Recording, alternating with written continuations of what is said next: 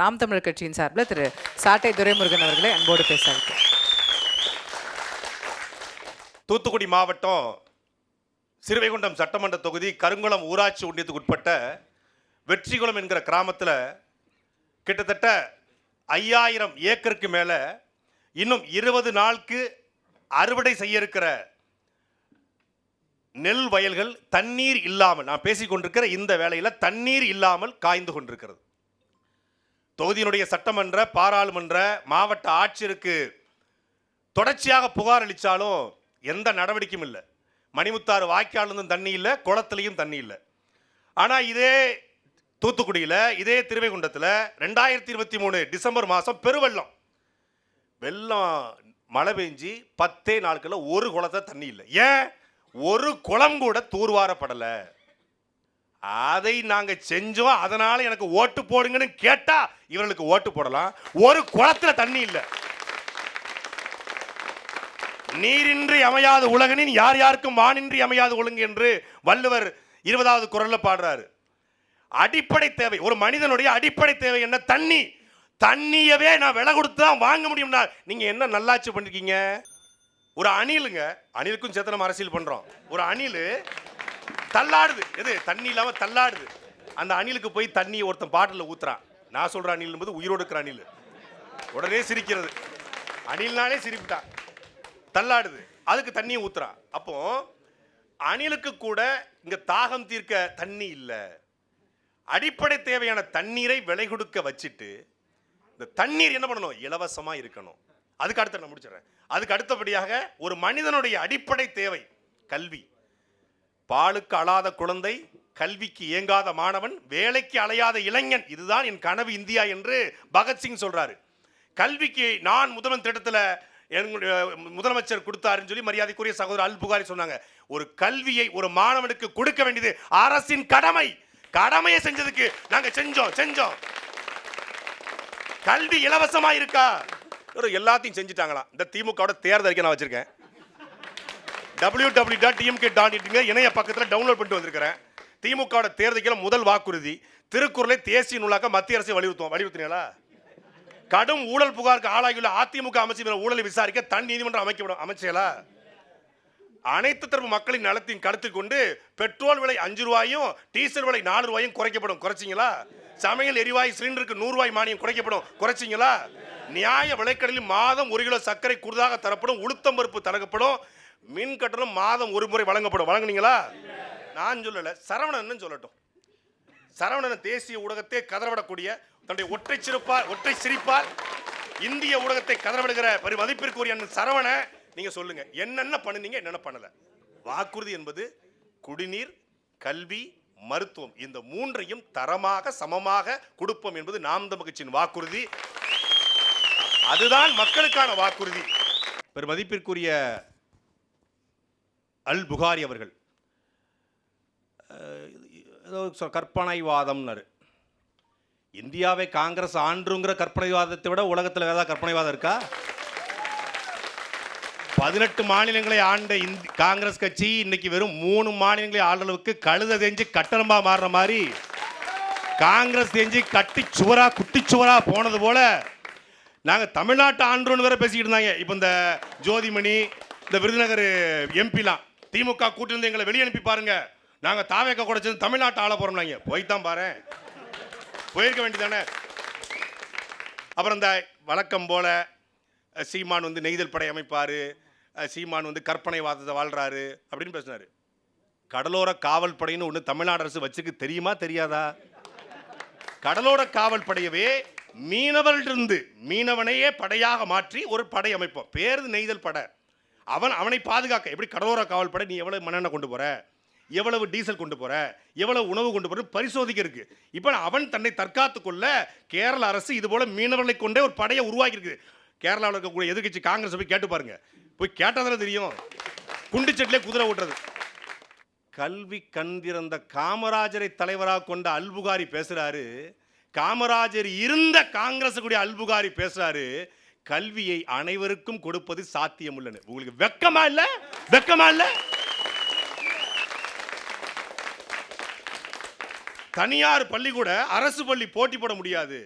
இன்னைக்கு தமிழ்நாடு அரசுடைய பட்ஜெட்டு பள்ளிக்கல்வித்துறை பட்ஜெட்டு 45,000 கோடி. முதல் ஆண்டு 43,000 கோடி, கடைசியாக 45,000 கோடி. 5 ஆண்டுகளை கிட்டத்தட்ட 2 லட்சம் கோடி பள்ளிக்கல்வித்துறைக்கு பட்ஜெட் போடப்பட்டு 2 லட்சம் கோடி. இந்த 2 லட்சம் கோடி பட்ஜெட்டில் புதிதாக கட்டப்பட்ட பள்ளிக்கூடங்கள் எத்தனை, புதிதாக மேம்படுத்தப்பட்ட பள்ளிக்கூடங்கள் எத்தனை? இதுதானே உண்மையான வாக்குறுதியாக இருந்திருக்கணும். அதை கெட்டாம நம்ம ஸ்கூல் திட்டம், அது என்ன தெரியுமில்ல, முன்னாள் மாணவர்கிட்ட காசு வாங்குறது. அப்புறம் என்னத்துக்கு பட்ஜெட்டு? எதுக்கு பட்ஜெட்டு? ஆசிரியருக்கு சம்பளம் போட காசு இல்லையா, உடற்பயிற்சி ஆசிரியருக்கு சம்பளம் போட காசு இல்லையா? 45,000 கோடி வச்சு என்ன பண்றீங்க? நாங்க என்ன சொல்றோம், இலவசங்களை ஒழிப்போம். நீ 13,000 கோடி மகளிருக்கு 1,000 ரூபாய், மாணவிக்கு 1,000 ரூபாய், தமிழ் மகன் திட்டத்தில் மாணவனுக்கு 1,000 ரூபாய், அதான் கல்வி இலவசமா. அப்புறம் எதுக்கு 3,000 ரூபாய்? கல்விதான் இலவசமாச்சே. கல்வி கடன் ரத்து, கல்விக்கு கடனே வாங்க முடியாத சூழலை உருவாக்க. ஏன்னா கல்வி இலவசம். இது சாத்தியப்படுத்துவதற்கு 23 வருஷம் ஆகுமா? 73 வருஷமா நீங்க ஆண்டு என்ன பண்ணீங்க?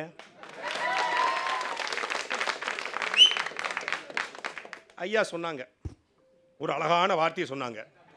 இலவசங்கள் என்பது ஏமாற்றுவதற்கும் வாக்குகளை களவாடுவதற்கும். அப்படித்தான் உங்க பக்காமா சொல்றாரா? You are not TVK, but டிவிக்கு ஆரம்பிச்சது ஒரு சப்போர்ட்டர். அதாவது அவர் சொல்றாரு, நான் இடையில வந்தவங்க கிடையாது, முதல்ல ஆதரிச்சவன். இன்னைக்கு வரைக்கும் நீங்க ஆதரிக்கிறீங்க. ஸோ அப்போ நீங்க நீங்க என்ன சொல்றீங்க? நீங்க என்ன சொல்றீங்க? ஏமாற்றுவதற்கும் வாக்களை களவாடுவதற்கும் தான் இலவசம் என்றால், அப்போ அண்ணன் சீரு, தாய்மாமன் சீரு, இதெல்லாம் இலவசம், இதெல்லாம் வாக்களை களவாடத்தானா? இதெல்லாம் வாக்களை களவாடத்தானா? இல்லை ஏமாற்றுவதானா? இதோட பெரிய குடும்பம் என்ன தெரியுமில்ல, விஜய் அவர்கள் அந்த தேர்தல் அறிக்கை வாசிக்கும் போது சொல்ல யாருமே அதை பேசல, திமுக காரங்களே பேசல. தமிழ்நாட்டுடைய பட்ஜெட் வந்து 4,36,00,000. இந்த 4,36,00,000த்தில் 20 விழுக்காடு ஐயா ஸ்டாலின் சார் எடுத்துட்டு போயிடறாராம், 10 விழுக்காடு அமைச்சர் எடுத்துறாங்களாம். ஸோ 30 விழுக்காடு எடுத்துட்டு போயிடறாங்க. 4,36,00,000த்தில் 30 விழுக்காடு என்பது 1,46,00,000, 1,50,00,000, 1,50,00,000 லட்சம் கோடி எடுத்துடுறாங்க. இந்த 1,50,00,000 லட்சம் கோடி இருந்தாலே நம்ம வந்து எல்லாத்தையும் கொடுத்தலாம். எப்படி? 2,500 ரூபா கல்யாணம் முடிஞ்சா ஒரு பவுன் தங்கம், காஞ்சிபுரம் சேலை. நாங்கள் காஞ்சிபுரத்துலேருந்து வரோங்க, நேரடியாக வர்றோம், பணம் தரேன்னு வருவாங்கல்ல, அது மாதிரி நேரடியாக சேலை, இது எல்லாத்தையும் கொடுத்துடலாங்கிறாரு. நான் தெரியாமல் கேட்குறேன், அடிப்படை அறிவு இருக்கக்கூடிய மூளையில் 1300 கிராமில் 30 கிராம் பயன்படுத்தக்கூடிய யாராவது ஒருத்தன் இதை பேசுவாராங்க? அதாவது ஸ்டாலின் 4,36,00,000த்தில் 1,50,00,000 கோடி அபகரிச்சாரு. எப்படி அபகரிக்கப்படுதுன்னு சொல்றாரு? 1,00,000 ரூபாய்க்கு சாலை போட்டா 70,000 ரூபாய்க்கு சாலையை போட்டு 30,000 ரூபாய் அபகரிச்சாங்க. அதானே? அதனால தானே 1,50,00,000 கோடி டெபிசிட் ஆகுது. அந்த 30% கமிஷன் கரப்ஷன் கலெக்ஷன். இப்போ நான் ஆட்சிக்கு வந்தா என்ன பண்ணுவேன்? ஸ்டாலின் அமைச்சர்கள் எடுப்பதை தடுத்துட்டு நான் மக்கள்கிட்ட கொடுத்துருவேன். இதுக்கு பேர் என்ன? இதுவும் ஒரு வகையான கலெக்ஷன் கரப்ஷன் கமிஷன். அதாவது சென்னை உயர்நீதிமன்றத்தில் புலி படத்தினுடைய வருமானத்தை 15 கோடி ரூபாயை மறைத்தாக சொல்லி 1.5 கோடி ரூபாய் வருமான வரித்துறை கட்ட சொல்லுதுங்க. நான் கட்ட மாட்டேன், நான் கட்டவே மாட்டேன்னு நீதிமன்றத்தில் போய் வழக்க போட்டு அந்த 1.5 கோடி ரூபாய்க்கு கிட்டத்தட்ட 10 கோடி ரூபாய் வக்கீலுக்கு மட்டும் சொல்ல பண்ணியிருக்காப்ல. வழக்கறிஞருக்கு மட்டும் செலவு பண்ணி நீதிமன்றம் சொல்லிச்சு 1.5 கோடி ரூபாய் நீங்கள் கட்ட வேண்டும்னு சொன்ன பிறகு மரியாதைக்கோடி நீதிபதி ஒரு வார்த்தையை பதிவு பண்றாரு, திரைத்துறையில் மட்டும் நீங்க சமூக நீதி பேசினா பத்தாது, ரியல் ஹீரோவா இருந்த மட்டும் பத்தாது, ரியல் ஹீரோவாகவும் இருக்க வேண்டும் என்று பேசுறாரு. இவர் ஊழல் ஒழிக்க போறாராம். தன் படத்தினுடைய வருமானத்தை மறைக்கக்கூடிய தியேட்டர்ல 100 ரூபாய் டிக்கெட்டை வெளியே 1000 ரூபாய்க்கு விற்கிற ஒருத்தன் எப்படி நாட்டில் ஊழலை ஒழிப்பார்? ஒரு 2 மாசத்துக்கு முன்னாடி அந்த கட்சியினுடைய கொள்கை பரப்பு செயலாளர் நினைக்கிறேன், மரியாதைக்குரிய அருண்ராஜ் ஐஆர்எஸ் அவர்கள் என்ன சொன்னாரு? இலவசத்தை எதிர்க்கிறார். அந்த கட்சியினுடைய மகளிரணி பொறுப்பாளர்கள் 1000 ரூபாய் கொடுத்து அப்புறம் வந்து இலவச பஸ் விட்டு தமிழ்நாட்டு மக்களை அடிமையாக்கிட்டாங்கன்னு பேசுறாங்க. இப்போ இலவச பேருந்தையும் 1000 ரூபாயும் எதிர்க்கிற தாவேக்கா பொறுப்பாளர்கள் இப்பொழுது விஜயனுடைய கருத்துக்கு என்ன பதில் சொல்ல போறாங்க? அவர் 1000 ரூபாய் கொடுத்துட்டாரு ஸ்டாலின், எடப்பாடி பழனிசாமி 2000 அறிவிச்சோன்னு 2500 அறிவிப்பது எவ்வளவு அயோக்கியத்தனமான அரசியல் என்பதை இந்த மாமன்றத்தின் மூலமாக நான் எழுப்புறேன். இலவசங்களை எதிர்த்த தாவேக்கா இப்பொழுது எடப்பாடி 2000 2500 என்றால் இது வாக்குறுதி அல்ல, உங்கள் வாக்கை நீங்க உறுதிப்படுத்துறீங்க. இலவசம் என்பது மக்களை ஒருபோதும் வளர்ச்சி பாதையில் கொண்டு போகாது. மக்களுக்கு தேவையான 3 இலவசம். அதை நாம் தமிழர் கட்சி ஆட்சியிலே உறுதிப்படுத்துவோம். மற்ற அனைத்தையும் மக்களுடைய கல்வி, கல்விக்கேற்ற வேலை, வேலைக்கேற்ற சம்பளம், அந்த சம்பளத்தை கொண்ட தன்மானமிக்க வாழ்க்கையை உறுதிப்படுத்துவோம். மற்ற அனைத்தையும் அந்த மக்களே வாங்கலுக்கான ஒரு அரசை கட்டமைப்போம். தற்சார்பு பொருளாதார கொள்கையிலே நிலமும் வளமும் சார்ந்த தொழிற்சாலை உருவாக்கி தமிழ்நாட்டின் வேலை தமிழருக்கே என்பதை உறுதிப்படுத்துவோம். நன்றி, வணக்கம்.